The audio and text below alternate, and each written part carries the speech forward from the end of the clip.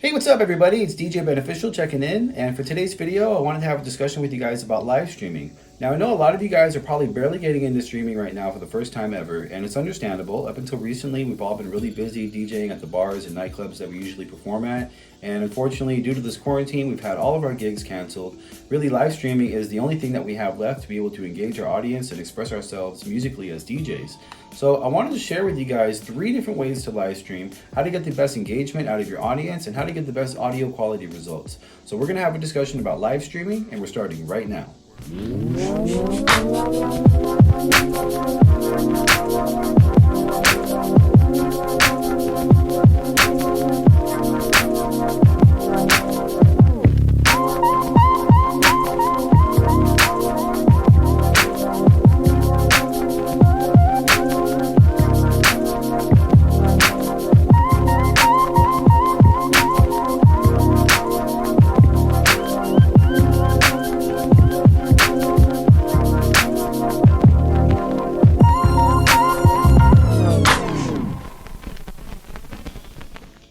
So the first thing I want to share with you is a little bit of a reality check.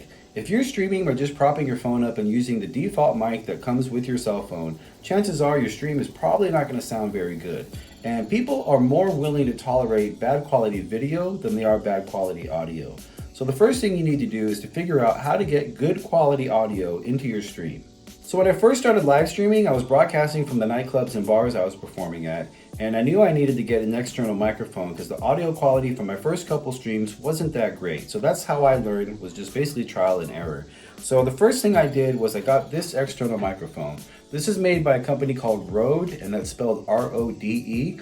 I don't know what this model particularly is called because it's been so many years since I've used this, but I guarantee you they have a better one out now than this. So you should definitely check them out and see what they have. They have a lot of different microphones and different things that you can use to attach to your cell phone. Now the benefit of using this is that it'll capture audio at much higher quality than the default microphone that comes on your cell phone. And this will also capture sounds from the ambience from the audience and also capture all the crowd cheering and things like that too. So this is actually a great way to go if you're broadcasting live from inside of a club and you want to capture the real authentic sounding audio from your experience. So this is actually a great way to get started. It's very simple. All you got to do is plug this into your phone and you're ready to go. Now, the next thing I want to mention, which may be kind of obvious, but I just want to make sure that I cover it, is that you should invest in having a tripod. A tripod is a great way that you can actually have your phone being hoisted in a certain position where it won't move, and you can actually put it way over to the side so people can get a better view of your DJ set instead of having it all up close and personal. So I'll show you one of my old videos so you can see what it looked like when I didn't have a tripod and I had my phone way too close. This is what it looked like. Now, as you can see right here, that's not very watchable. So after you get a tripod, then you can actually put it way over to the side. You can put your phone sideways into landscape mode and just get a bigger, wider range view. And it's a lot more enjoyable to watch than this.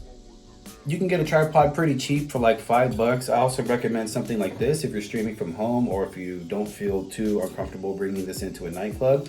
This is something that will clamp onto the side of your table. You can extend it to get a really high up view. And all you really need is one of these clamps that come off with like a selfie stick. You can get this for like $5. This is about $10. So this is a really cheap investment.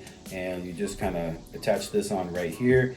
And then you have something that can just go on the side of the table and get pretty high up top view. So this will really help you get a much better angle so people are more likely to enjoy watching your stream.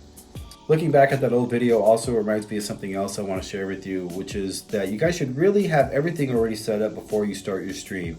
Don't be one of those guys starting your stream while you're still connecting your cables and moving your camera around, shaking the camera and everything. Stuff like that can really make people not want to come back to your stream. And you have to realize as soon as you hit that start button, it's showtime. So people are coming into your stream to be entertained. They're not coming in to have the camera being shaken around, make them feel nauseous. They're not coming in to watch you set up your equipment either. So it's just something you want to think about. I know some of us maybe make that mistake when we first get into streaming. So I just want to make sure that you know that so that you get off to the right start. Something that I also want to mention to you guys as well that's also really important is to always remember when you're live streaming to be engaging with your audience. Say hi to everybody that you see come into your channel, and also answer their questions if they ask you anything or if they say anything to you. Be sure to answer and talk back to them as well. Live stream DJing is completely different from nightclub DJing. Nightclub DJing, you just want to focus on the music and you want to take it seriously. Live stream DJing is a lot more laid back than that, and it's a lot more social. So really, people are actually coming into your stream to not just listen to your DJ and watch what you're doing, but they're also coming in to hang out with you and to socially engage you.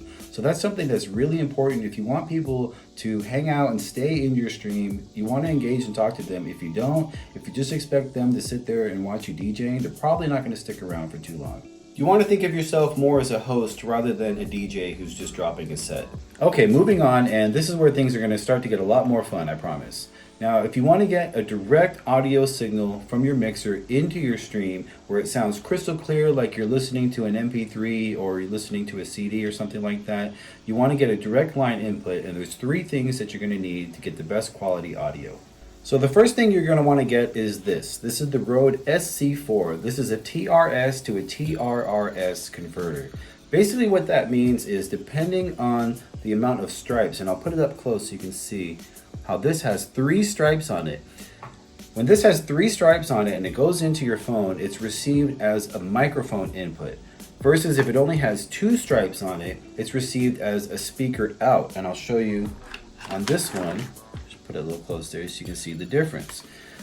So what you want to do is you want to get your Rode SC4 and put this on your input right there, and now it's going to be received as a microphone. So this is how you get the audio to go into your phone instead of your phone mistakenly thinking that it's a speaker going out. Now the next thing you're going to need to get is the cable. You're going to need one like this, one that has a red and white audio on one side and one that has a headphone jack on the other, all connected in the same cable. This goes into your mixer, and this will send the signal all the way to the jack, which you adapt with your SC4 and plug that into your phone. So now you know how to get the audio from your mixer. You can plug this either into the booth out, or you can plug this into the second main out. Just know that whichever one that you use is going to be controlled by either the main knob or the booth knob. So there is one other thing I need to mention, and this is actually very important. When audio is leaving a destination, it comes out as one of 2 different signal types. One is line out and the other is microphone out.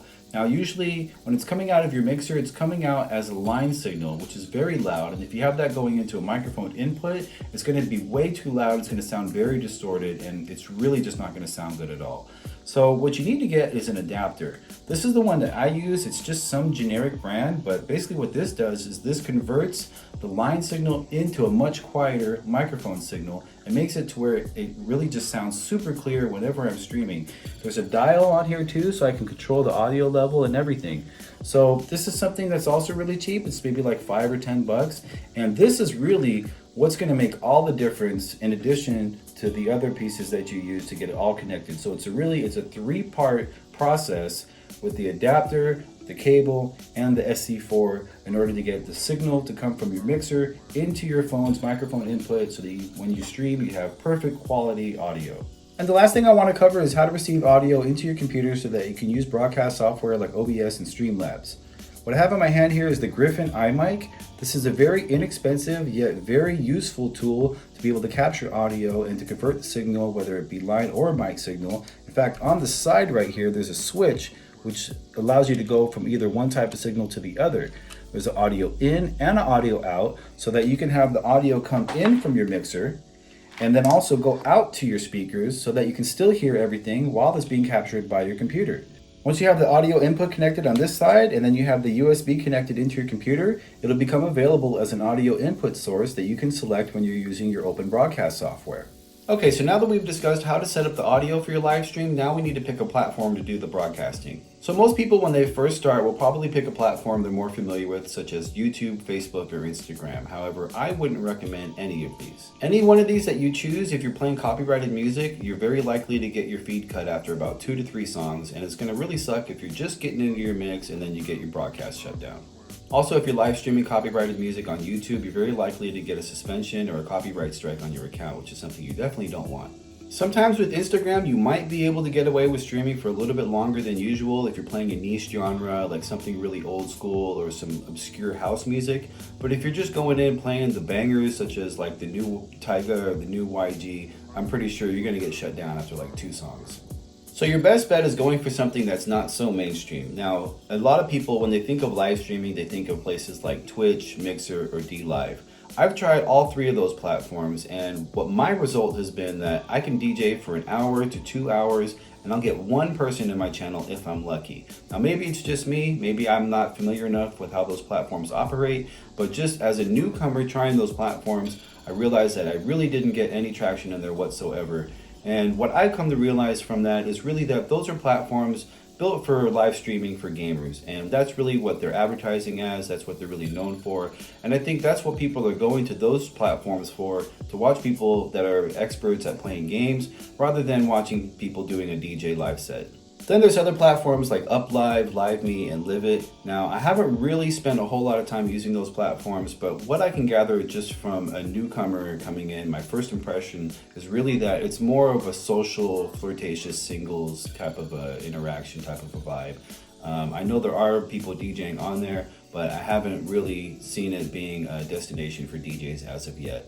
So above all others, the platform that I would recommend is Periscope. Periscope is owned by Twitter, and what's really cool about that, and I'll show you right here, is that when you broadcast live on Periscope, it actually shows the video in your Twitter feed. I haven't had any issues with my live streams being shut down for playing music while I'm DJing. Not only have I been able to broadcast doing my DJ sets without any problems, but it's also a very active platform. You can be a newcomer starting your live stream on your first day, and you'll get real people in your feed right off the bat. It's really not hard to actually get going on Periscope, so that's really where I would recommend getting started if you want to live stream your DJ sets. You can catch me on there doing a live broadcast every day of the week at 7 p.m. during the quarantine. That's the best place to catch me if you guys just want to chat, or if you have any questions, just know my door is always open for you. At a later date, I'm going to be making a video showing you guys how I do my whole OBS setup, but for today I really just wanted to focus on the audio and how you can get the best quality sound into your live streams. I hope you guys found the information in today's video to be helpful, and if you did, be sure to hit that subscribe button below, turn on the bell for notifications so you don't miss any future uploads. In my channel, I like to do tutorial videos, show behind the scenes at KGGI, which is the radio station I work for, and also nightclub recaps, which are going to return as soon as the nightclubs and bars reopen again. If you're starting a new live stream channel, or if you have one already, be sure to put that in the comments below so that I can come check you out. And I'm going to put my live stream channel down in the description below as well so that you guys can come find me. Let's connect outside of YouTube and chop it up so that we can help each other grow. I hope to see you guys around, and if anything, I'll catch up with you guys in the next video. Peace.